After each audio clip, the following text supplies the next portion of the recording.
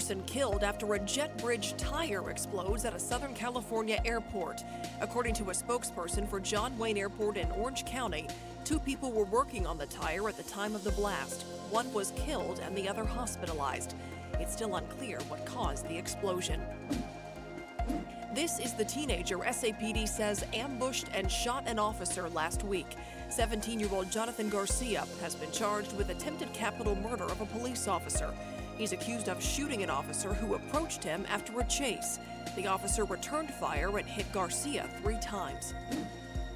Amnesty International denouncing what they're calling severe human rights violations in Venezuela during last month's protests against the government of President Nicolas Maduro.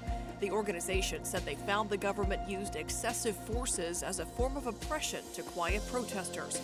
They're calling on the International Criminal Court to investigate the situation. A 24-year-old woman found dead this morning on San Antonio's west side following a crash.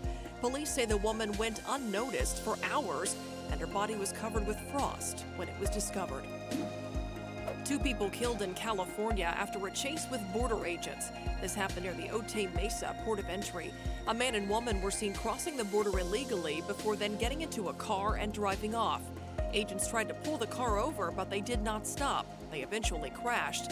The driver and the man were killed. The woman was rushed to a hospital in critical condition. San Antonio firefighters say a bed and breakfast south of downtown was damaged in an overnight fire. No one was there at the time. The cause is still under investigation. A Utah couple says they're alive after a partial roof collapse thanks to their contractor. It all started when they heard a couple of loud noises. They noticed the ceiling sagging and called their contractor for advice. He told them to get out immediately. They were able to make it out before the roof collapsed.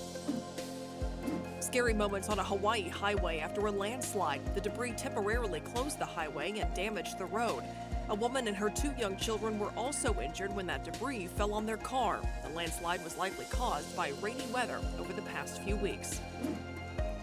Just a couple of weeks before Mardi Gras, a historic home on a parade route in New Orleans goes up in flames. Luckily, no one was hurt.